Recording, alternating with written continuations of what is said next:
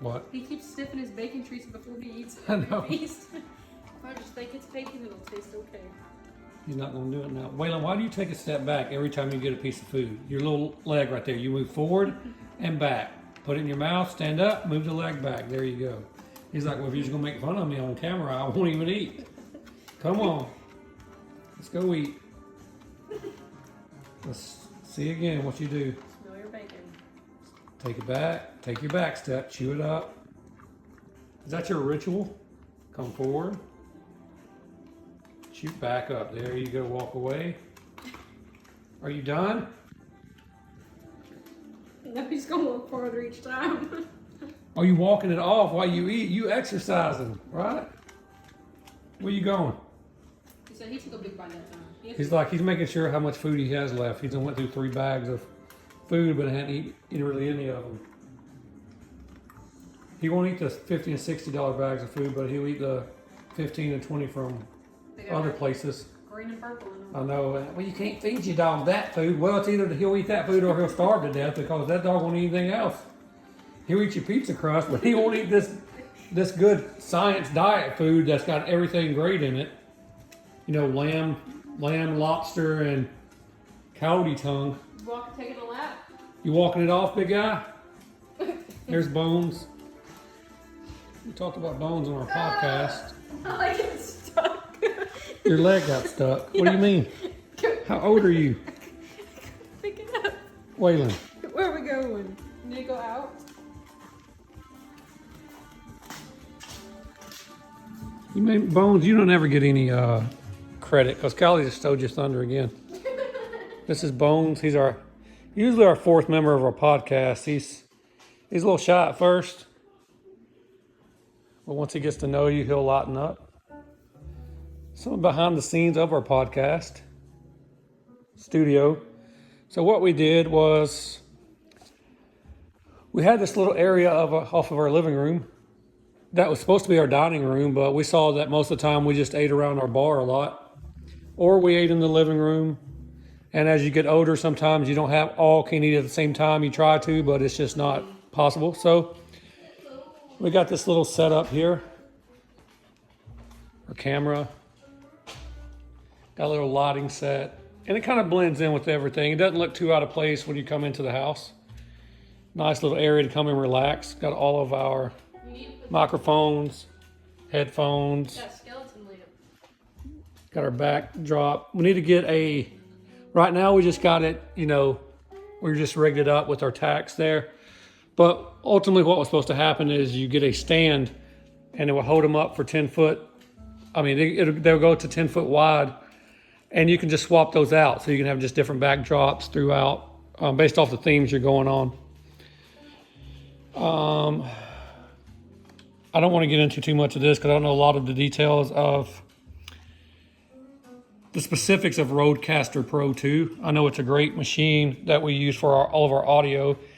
It is a bit pricey, but if you're going to get into this and really do it, we're starting to do a few channels. So it's definitely worth the investment. I wouldn't recommend everyone starting off there if you couldn't, only because it is a little bit pricey. But I was able, they don't have the deal anymore, but I was able to get the little Rodecaster Pro 2 set up. These microphones, that headset, 4 of those, right? The only thing that it didn't come with were these little arms right here. So the arms,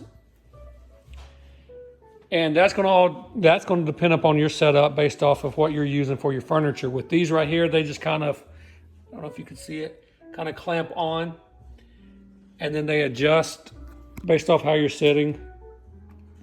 Right, and you can adjust the mics however you need to. And that's all good and dandy until someone moves the couch or the seat or the table, and then you have to go readjust. So you need a few minutes every time before your podcast, or we do, to check our sound and I'll make sure everything's in view. Waylon loves this area. Where's your seat, Waylon? Get up there and show them where your seat is. Go on, show them where your seat is in the podcast.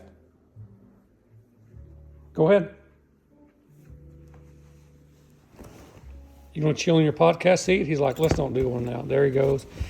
So 90% of the time when Callie's in here, this is her seat.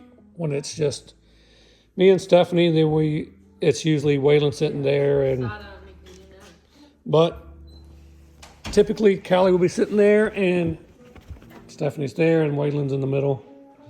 And this is my seat, and like I said, Bones is our fourth member of the podcast. He's been here since before Thanksgiving, right? Yep. Got to get him set up. Got it. His cord came undone. That's why he couldn't hear us. That's why he was just sitting there Yeah. when he had his headphones on the other night. Waylon, what do you think about Bones? He's like, I don't know. So the guy's been okay to me. He ain't said much. There, Bones. So a little behind the scenes, like I said, usually whenever we are in our studio and you're able to see, you basically just see it like this. To get a zoom in. So this is kind of what you will see as we do our camera settings and everything. We're getting only those 3 shots in the camera, and then obviously the dog will lay down there. So even though this doesn't go all the way to the top, it works for what we're doing. We don't see it in the pictures, and those backdrops, or get them on Amazon or whatever. You can do your own with your own logos or whatever. You can have them say specific wording.